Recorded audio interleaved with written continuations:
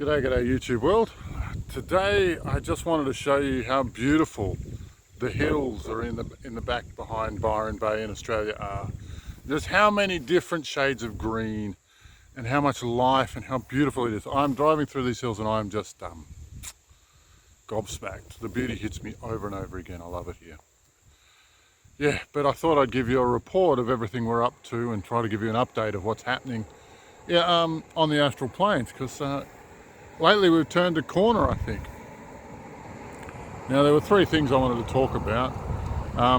One was about due diligence with the Pleiadians, and it seems that the spiritual community by and large does not want to do their due diligence with our ally. They don't really want to investigate our ally, even though we are betting the next 10 or 26,000 years on them.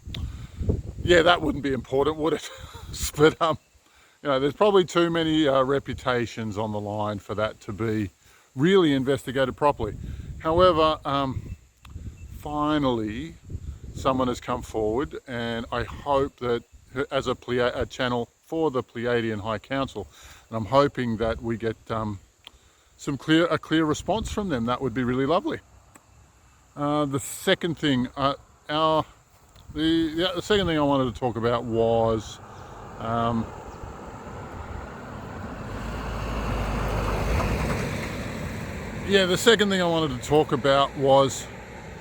our teams are involved in two branches at the moment.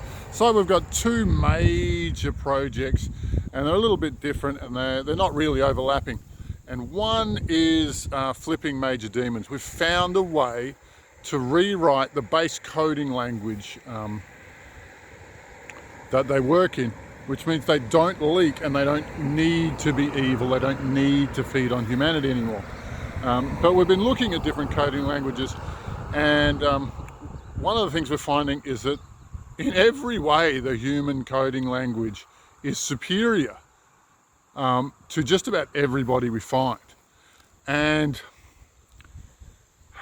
I've been interviewing all sorts of major demons and spirits of all kinds, and they all say the same thing, that humanity is something special. And I think I've got another video just on that, because it's so pervasive. It's such a big deal. And and if humanity got its act together, we would dominate this area, this quadrant of the galaxy, for sure. Everybody agrees on that. That, and one interview even used the word humanity would be invincible. Which is why we're coming to the conclusion that it's in absolutely nobody's interest that humanity grows and expands into its fullest expression of possibility. Nobody wants that, because anybody else in the galaxy will be dominated by that. Now, which kind of leads to the third part of our story, which is the galactic pirates, I suppose we'll call them. There are, I'm not going to say unlimited, there is a limit to them, but there are lots of different groups out here who have come up to Earth, showed up on Earth, specifically to parasite on humans, specifically to suck the life force out of as many human beings as they can get away with, as they can get away with. And these are just the non-physical ones. The physical ones also trade in, humans and their parts and their products, just like we are cattle. Not pretty. Now, I'm lucky that I've got another guy who is handling that side of our group's work. But I'm watching one after, when he leads teams, I'm watching like one group of enemies after another disappear off the map. You look at this group or that group who's been attacking humanity, and next time you look, the whole map just goes dark. They're not there. We can't find them. Which is of great benefit, because we don't bloody well need them here on Earth at all. Now, what we're hoping I'll name some of the demons that we've flipped. And we're looking at at financial issues and an unpleasant overhaul of the financial system. So we went and we flipped the god of Swiss bankers, which is Baphomet. We flipped the god of Mammon, who is about tradable goods and wealth and extreme riches. I think in Old English, Mammon was better translated to greed. And we also flipped another one called Moloch, who you would have seen if you saw Alex Jones's video years ago, where of Bohemian Grove, and the Illuminati are doing ceremony to a giant owl. So we caught up with him. We also and flipped him so that he doesn't know how to be evil anymore. And come Halloween, I'm expecting that the Illuminati will freak out because their favourite boy, their number one deity, who does so much of their dirty work, doesn't want their fuel, doesn't want their sacrifice, doesn't want their ceremony. He's not interested in it. So that will be an interesting one for them, won't it? We also worked on Thermes, who we all know as the goddess Justice, who, as it turned out, is blindfolded. But not just blindfolded.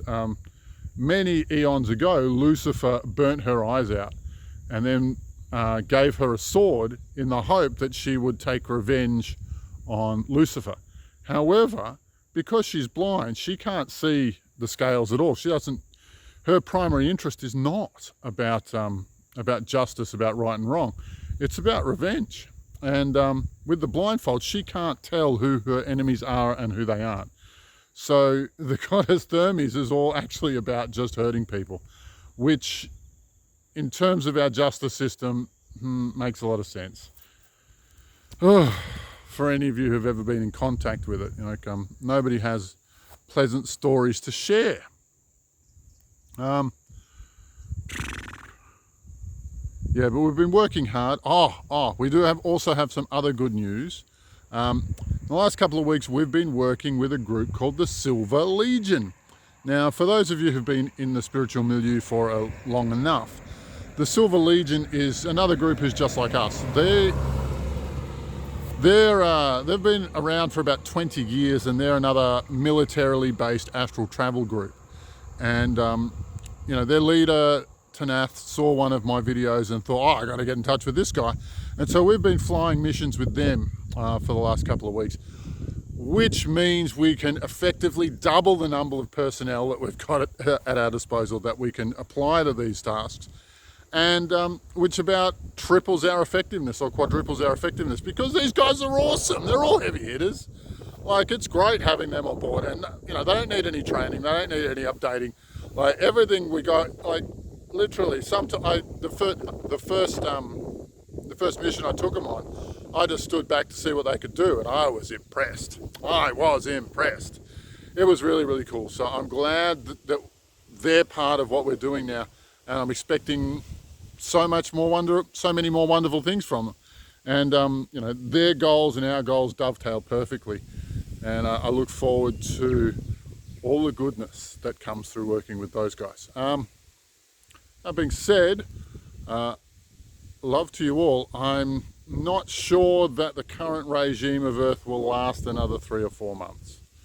I'm not betting it's going to take longer than that, because the speed and effectiveness at which we are undermining their supporters in the non-physical is ridiculous, and we expect their story to collapse very, very soon. We can't see how they can keep going as it is.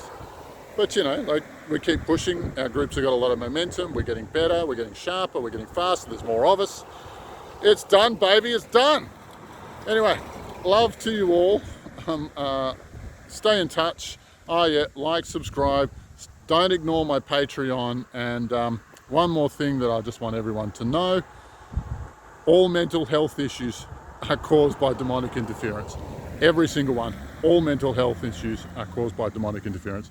And there's every probability that after we complete the missions that we're working for, we will probably go and revolutionize mental health as it stands. Because what we're doing gets better results than anybody's seen, than anybody could dream of. And we're damn quick at it too. All right, love to you all. Stay well. Ciao for now. Bye-bye.